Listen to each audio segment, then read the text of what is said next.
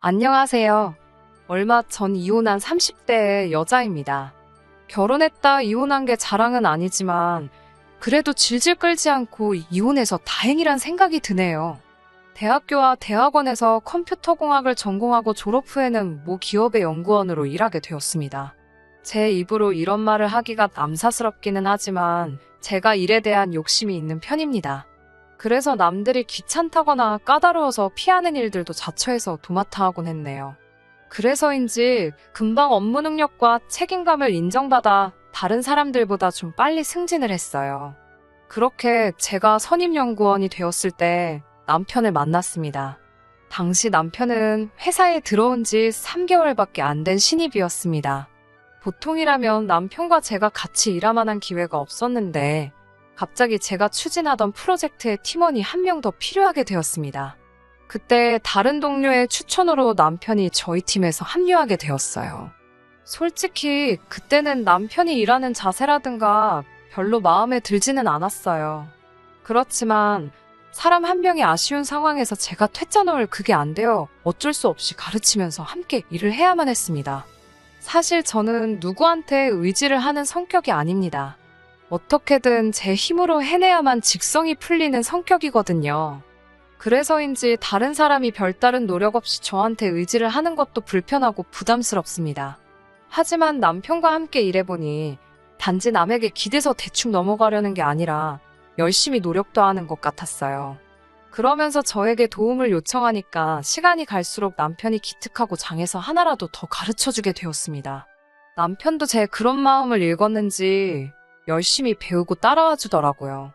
그래도 이때까지는 이런 남편에게서 이성으로서 남자로서 매력을 느끼지는 못했습니다. 솔직한 마음으로 아끼는 남동생을 챙겨주는 누나의 마음이었던 것 같아요. 그렇게 몇 달 동안 진행한 프로젝트도 끝나고 약간의 휴식기가 주어졌던 시기였습니다. 부모님께서 선자리를 만들어 주신 적이 있습니다. 그러나 말씀드렸다시피 저는 일에 대한 열정이 있었기 때문에 결혼하고 싶은 생각이 별로 없었어요.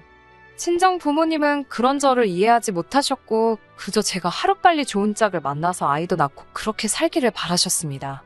그래서인지 언젠가부터 주말만 되면 선자리를 잡아오시더라고요. 그렇게 한 3명을 만났지만 별다른 진전은 없었습니다. 그러다 하루는 회사 휴게실에서 남편을 우연히 마주쳤고 이런저런 이야기를 나누게 되었습니다. 남편이 저에게 요새 날씨도 좋은데 이번 주말에 뭐 하냐고 묻길래 선 보러 간다고 선 보는 것도 너무 지겹다고 지나가는 말처럼 이야기를 했습니다. 그런데 남편이 깜짝 놀라면서 선을 보냐고 하더군요. 그래서 그렇다고 하니 그러면 혹시 지금 잘 돼가는 사람도 있냐고 묻기에 그런 걸 왜 묻냐고 없다고 대꾸했어요. 그랬더니 저를 갑자기 전에 없던 눈빛으로 뚫어지게 바라보다가 그럼 저랑 만나요 이러더군요. 그래서 주말에 만나자고 이렇게 물으니 아니요. 우리 사귀자고요. 이러더군요. 생각지 못했던 일이었기에 일터에서 누구 안 사귄다고 일에 지장 줄 수 없다고 딱 잘라서 대답했습니다. 하지만 남편은 포기하지 않고 생각해보고 대답해달라고 하더군요. 사실 저도 남편에게 어느 정도 호감은 있었기 때문에 번번이 모르는 남자들 앞에서 자기소개하듯 나갈 바엔 남편과 한번 만나볼까 싶기도 했습니다. 결국 남편의 고백을 받은 지 3일 후에 제가 사귀어보자고 했고 그렇게 저희는 결국 연인 사이가 되었습니다. 나이로는 동갑이었지만 회사에서는 제가 엄연히 더 높은 직급이기 때문에 저는 남편을 모모시라고 불렀고 남편은 저를 직함으로 불렀습니다. 하지만 저는 이게 이상하다고 생각해 본 적은 한 번도 없어요. 제가 먼저 사회생활을 시작했으니 당연한 일이죠. 하지만 남편은 저와는 달리 생각을 했던 것 같습니다. 문제가 발견된 건 본격적으로 결혼 이야기가 나오면서예요. 반년 정도 만났을 무렵 남편이 저에게 결혼하자고 하더라고요. 결혼 생각도 없었는데 얼떨결에 연애를 시작하게 되었고 남편에게 청혼까지 받으니 얼떨떨했지만 당시 남편에 대한 제 사랑은 한 번도 느껴보지 못한 감정이라고 표현해도 될 만큼 진실했기에 거절할 이유가 전혀 없었습니다. 저는 남편의 청혼에 좋다고 승낙을 했고 그때부터 일이 진행되기 시작했습니다. 시댁에 처음 간 날이었습니다. 남편은 중학교 시절 부모님 2분을 다 교통사고로 잃었다고 했습니다. 그 이후로는 남편보다 7살 많은 누나가 많이 보살펴 주었다고 했고요. 그러니 저에게 누나와 잘 지내면 좋겠다고 했고 제 입장에서도 당연히 그러고 싶었습니다. 하지만 그런 제 기대와 다짐은 첫 만남부터 산산이 부서져 버렸습니다. 당시 남편은 누나와 둘이 살고 있었기에 집으로 가는 것보단 좋은 곳에서 식사를 하는 편이 좋겠더라고요. 그래서 저희는 요즘 젊은이들 사이에서 유명한 퓨전 한정식 집으로 약속 장소를 잡았습니다. 신우는 식당이 마음에 들었는지 역시 내 남동생은 센스도 좋다면서 몇 번이고 감탄을 하더라고요. 사실 제가 고른 곳이었지만 남편도 굳이 정정하려 들지 않길래 누나 앞이라서 그런가 보다 하고 말았습니다. 그런데 그건 아무것도 아니더라고요. 신우와 이야기를 할수록 뭔가 신우가 잘못 알고 있는 것 같았습니다. 신우 말에 의하면 제가 대학교 졸업 후 작은 회사들을 전전하다가 힘들게 연구소에 입사했는데 일을 너무 못했대요. 그런 저의 허물을 감싸주고 덮어준 게 남편이었고요. 처음에는 무슨 말인지 잘 이해를 못해서 그냥 적당히 맞장구를 치며 머릿속에서 상황을 정리해보니 남편이 연구소 내 저와의 관계를 완전히 꾸며냈더군요. 저를 무슨 아무것도 모르는 여직원으로 묘사를 해놓고요. 일단은 적당히 신우의 말에 호응을 해주다 신우가 잠깐 자리를 비운 사이에 남편에게 물었습니다. 이게 다 무슨 소리야? 완전히 자기랑 내 상황을 반대로 꾸며놓은 거냐고 묻자 남편은 누나가 자기에 대한 기대가 너무 크기도 하고 누나 앞에서 어깨에 힘 좀 주고 싶어서 거짓말을 했다며 한 번만 눈 감아주면 안 되냐고 사정을 하더라고요. 저는 어이는 없었지만 그때만 해도 저도 남편을 많이 사랑했고 누나 앞에서 폼재고 싶은 동생의 마음이 이런 건가 싶기도 해서 딱 한 번만 눈 감아주기로 했습니다. 그리고 사실 결혼하고 한 가족이 되면 그때 바로잡아도 늦지 않을 거라고 이런 게 큰 허물이 되진 않을 거라고 생각했습니다. 신우와의 만남 이후로 저희 부모님과 남편이 만났습니다. 저희 부모님이야 이미 남편에 대해서 잘 알고 계셨기 때문에 별다른 대화가 많이 오가진 않았습니다. 단 한 가지 저희 부모님이 남편에게 신신당부하셨던 건 저를 속이지 말고 항상 믿음을 주라는 거였어요. 믿음 없이는 결혼 생활이 절대 유지될 수가 없다고요. 그렇게 저희는 결혼식을 올렸습니다. 결혼 준비를 하는 동안에도 큰 문제가 없었으니 앞으로도 행복한 날들만 있을 줄 알았지요. 하지만 결혼식 직후로 상황이 조금씩 달라지게 되었습니다. 그 중심에는 집이 있었습니다. 집을 알아보기 시작하면서 남편의 재정 상황을 자세히 알게 되었어요. 남편은 생각보다도 모아둔 돈이 없었습니다. 반면에 저는 남편보다 직장 생활도 길었고 친정 부모님으로부터 경제적 도움도 충분히 받고 있었고요. 친정 부모님은 굳이 고생을 사서 할 필요가 없다 하시며 저희를 위해 작은 빌라를 하나 얻어주셨습니다.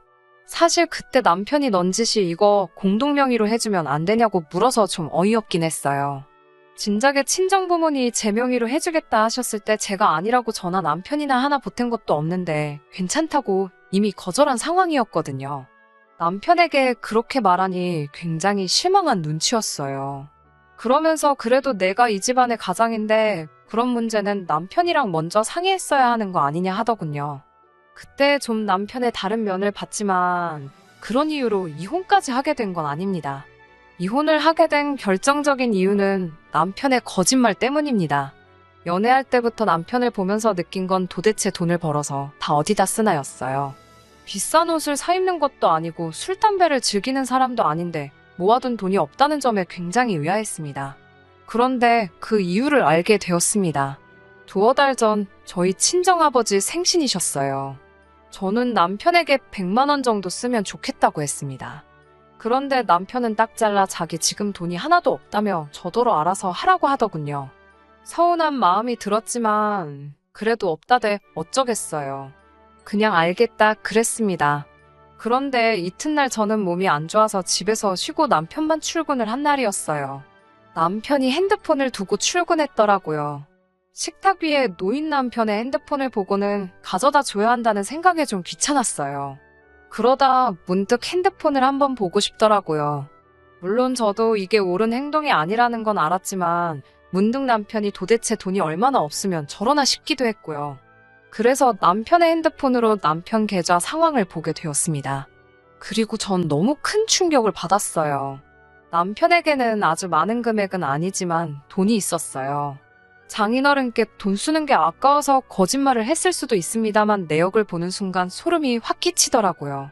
남편은 저와 결혼한 이후로 계속 신우에게 돈을 보내고 있었습니다. 퇴근하고 들어온 남편에게 자초지종을 다져 물었습니다. 그러자 남편은 신우가 자기를 이렇게 키워줬는데 돈 좀 보낸 게 뭐 그리 대수냐며 저에게 오히려 자기 핸드폰을 왜 뒤졌냐고 화를 내더라고요.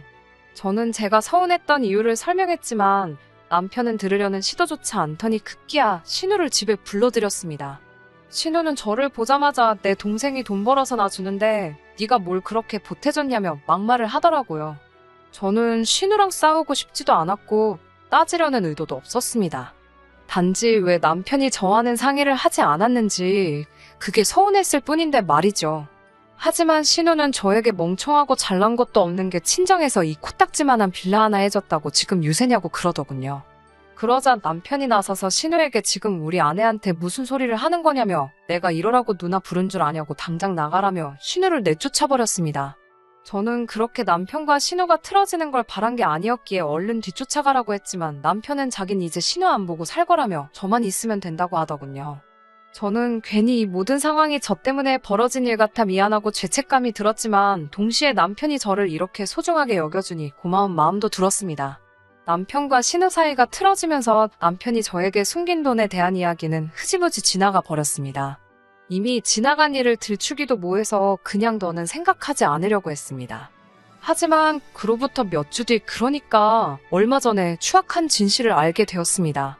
그날은 제가 두통이 너무 심해서 두통약을 먹고 잠에 들었어요. 그런데 약을 잘못 삼켰는지 어디 걸린 것처럼 갑갑해서 잠을 제대로 이룰 수가 없었습니다. 그런데 남편이 뒤척이는 소리가 나면서 손을 쓱 뻗어 제 코끝에 가져다 대는 거예요. 마치 제가 자는지 안 자는지 확인하는 듯이요. 저는 저도 모르게 눈을 꼭 감고 자는 척을 했고 남편은 조심스레 핸드폰을 들고 베란다로 나가는 것 같았어요. 저는 온 신경을 곤두세우고 남편이 누구랑 통화하는지 엿듣게 되었습니다. 그런데 잘 들어보니 상대가 신우였어요. 신우는 남편에게 저에 대해서 묻는 것 같았고 남편은 그런 신우에게 완전 바보야 아무것도 몰라 내가 누나랑 연 끊었다고 믿는다니까 라며 낄낄 웃더라고요. 제가 얼마나 죄책감을 갖고 있는지 남편은 뻔히 알면서도 누나랑 다시 잘 지낸다는 말을 안 해줬던 거예요. 전 당장이라도 지금 그게 무슨 소리냐고 다져붙고 싶었지만 꼭 참았습니다. 남편이 출근하면 방이라도 뒤져봐야겠다 생각했거든요. 그리고 다음날 남편은 아무렇지도 않다는 듯 출근을 했고 저는 고민 끝에 신우에게 단도직입적으로 물어보는 편이 낫겠다 싶어서 전화를 걸었습니다. 신우에게 만나자고 하니 쉽게 그러자 하더라고요. 그렇게 시내에 있는 카페에서 신우를 만났습니다. 신우는 왜 잘못했다고 빌기라도 하려고 그러냐면서 절 비웃고 있었습니다. 제가 혹시 저희 남편하고 연락하시냐 하니까 너 때문에 못하는 알면서 누구 염장 지르냐고 짜증을 내더라고요. 제가 어제 둘이서 통화하는 거 다 들었다고 하니까 어이없다는 듯이 그럼 지금 뭐 확인이라도 하려고 나를 부른 거냐 따지더라고요. 그러면서 저에게 넌 나한테 상대가 안 된다면서 네가 아무리 내 동생이랑 결혼했어도 걔한텐 내가 1등이야 라면서 제 앞에서 보란듯이 남편에게 전화를 걸더군요. 신우는 남편에게 아무래도 이렇게 사는 건 아닌 것 같다고 네 아내한테 공동명의 안 해줄 거면 이혼한다고 세게 나가보라고 하니까 남편은 주저하는 기색도 없이 알겠어 한번 해볼게 이러는 거예요. 그리고 전화를 끊기가 무섭게 저한테 다시 전화가 걸려오더니 저한테 신우가 시킨 대로 다짜고짜 공동명의를 하던지 아니면 신우한테 잘못했다고 하고 숙이고 들어가던지 선택을 하라고 하더군요. 그제서야 저는 모든 걸 눈치챌 수 있었습니다. 처음부터 남편과 신우가 작당 모의를 하고 저를 속이려고 했다는 사실을요. 남편이 도대체 정확히 왜 그런 건지 이유는 알 수 없었지만 적어도 저를 속였다는 건 확실했고 그런 남편에게 더 이상 어떤 기대도 희망도 없었습니다. 그래서 이혼을 하게 되었네요. 이혼하기까지 쉽지는 않았습니다. 남편은 저에게 남매끼리 좀 친한 걸 가지고 유난이라면서도 제가 상처받았다면 미안하다고.